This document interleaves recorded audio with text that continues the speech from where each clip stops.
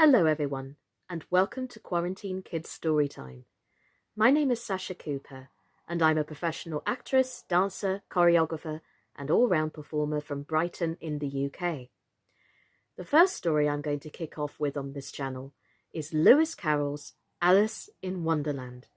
Now this was one of my favourite tales as a kid, simply because of the wild adventures she had, the wonderful characters whom you'll be seeing in a mo, and also the fact that it's timeless. So whether you have a child as young as 4, or even if you're a child at heart yourself, this tale is for everyone, and I hope you enjoy it as much as I do. So here goes. Chapter 1. Down the Rabbit Hole. Alice was beginning to get very tired of sitting by her sister on the bank and having nothing to do. Once or twice she had peeped into the book her sister was reading, but it had no pictures or conversations in it. And what is the use of a book, thought Alice, without pictures or conversations? So she was considering in her own mind, as well as she could, for the hot day made her feel very sleepy and stupid, whether the pleasure of making a daisy chain would be worth the trouble of getting up and picking the daisies, when suddenly a white rabbit with pink eyes ran close by her.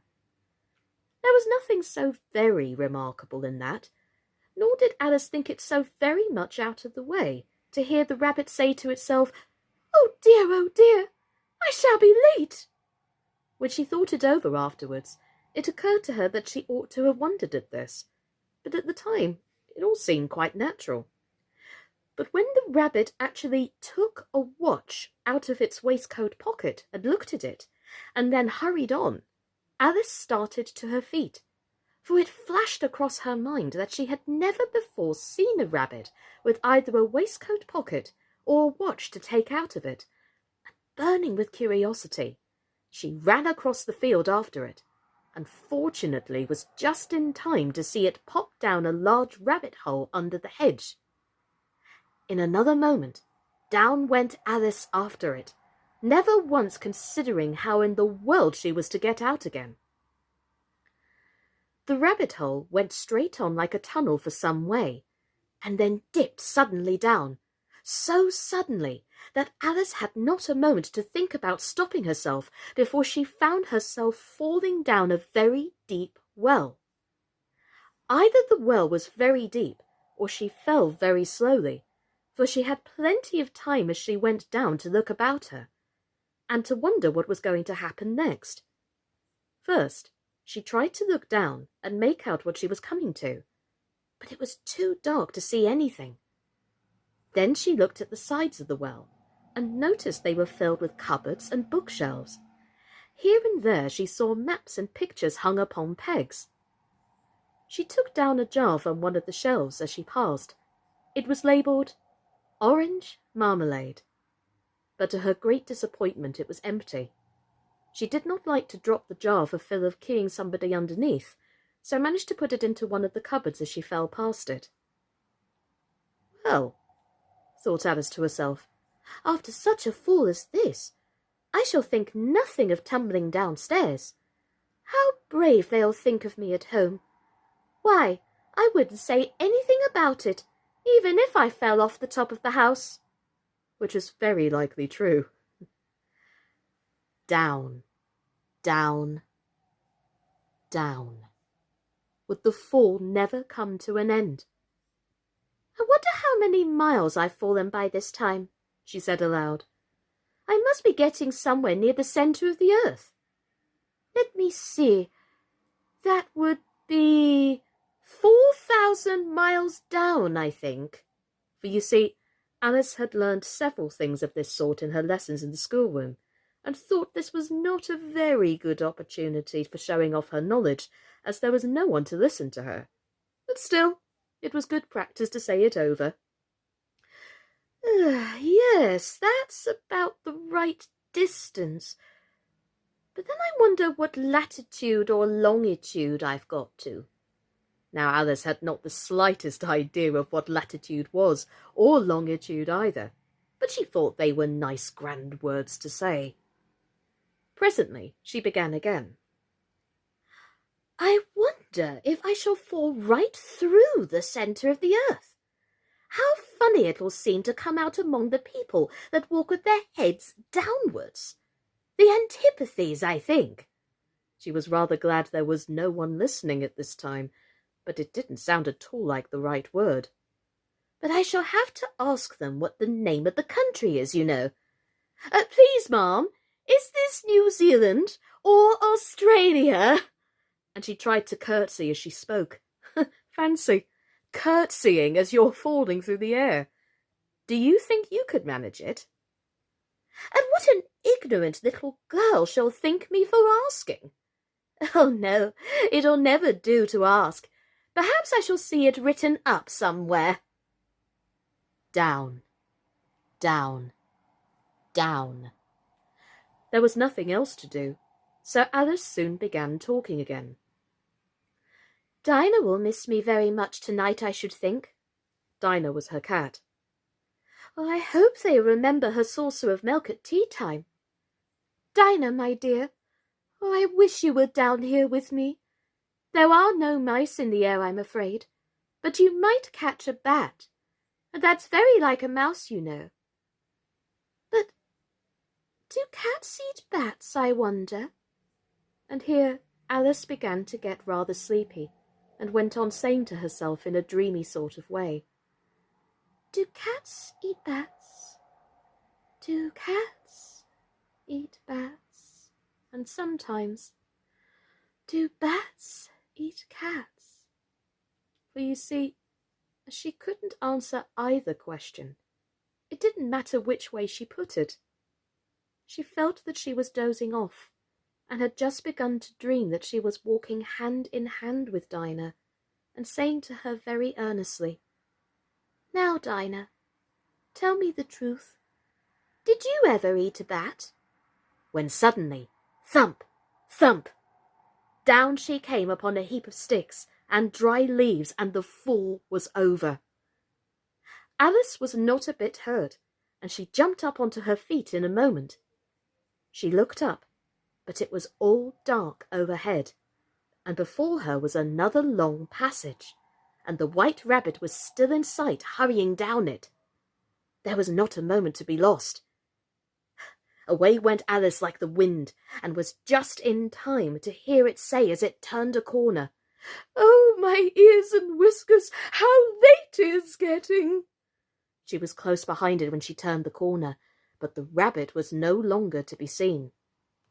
She found herself in a long, low hall, which was lit up by a row of lamps hanging from the roof. There were doors all round the hall, but they were all locked, and when Alice had been all the way down one side and up the other, trying every door, she walked sadly down the middle, wondering how she was ever to get out again. Suddenly, she came upon a little three-legged table, all made of solid glass. There was nothing on it but a tiny golden key, and Alice's first idea was that it might belong to one of the doors in the hall. But alas, either the locks were too large or the key was too small, but at any rate it would not open any of them. However, on the second time round, she came upon a low curtain she had not noticed before, and behind it was a little door about 15 inches high. She tried the little golden key in the door, and to her great delight, it fitted. Alice opened the door and found that it led into a small passage, not much larger than a rat-hole. She knelt down and looked along the passage into the loveliest garden you have ever saw. How she longed to get out of that dark hall and walk among those beds of bright flowers and those cool fountains. But she could not even get her head through the doorway.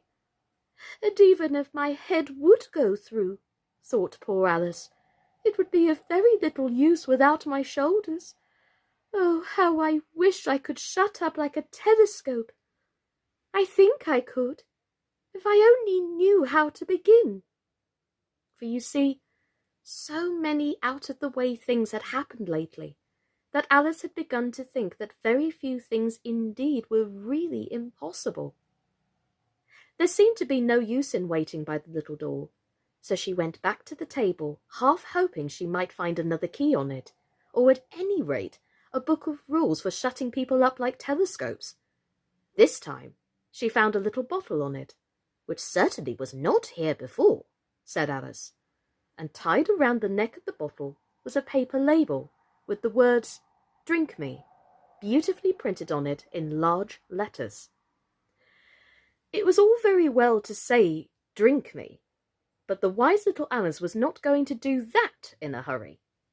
"No, I'll look first," she said, "and see whether it's marked poison or not," for she had read several nice little stories about children who had gotten burned and eaten up by wild beasts and other unpleasant things, all because they would not remember the simple rules their friends had taught them, such as that a red-hot poker will burn you if you hold it too long, and that if you cut your finger very deeply with a knife, it usually bleeds.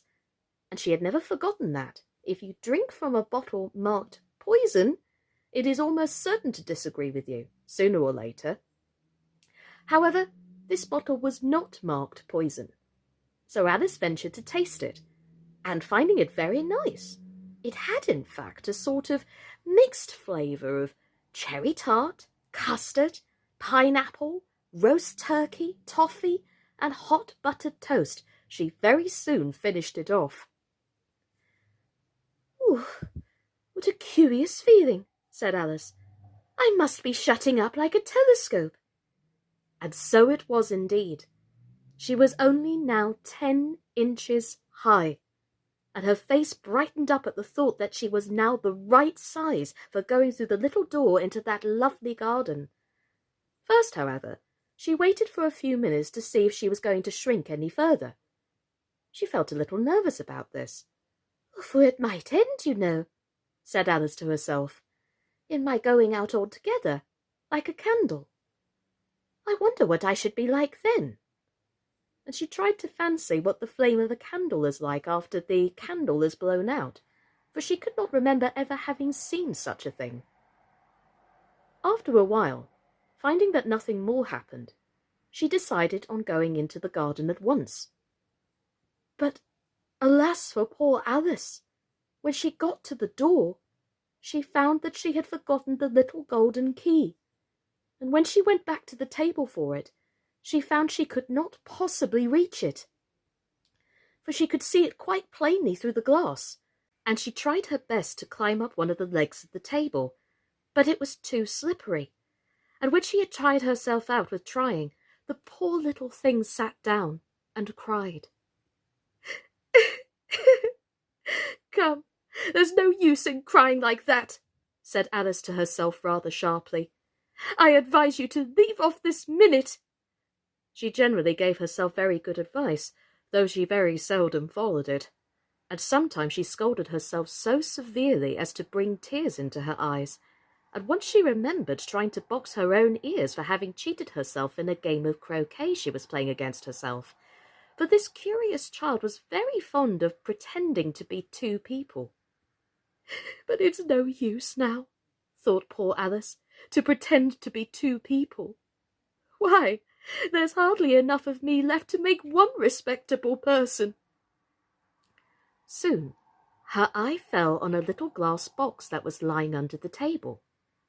She opened it, and found in it a very small cake, on which the words "Eat me" were beautifully marked in currants. "Well, I'll eat it," said Alice, "and if it makes me grow larger, I can reach the key, and if it makes me grow smaller, I can creep under the door.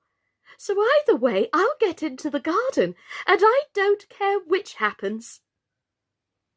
She ate a little bit, and said anxiously to herself, "Which way? Which way?" holding her hand on top of her head to feel which way it was growing, and she was quite surprised to find she remained the same size.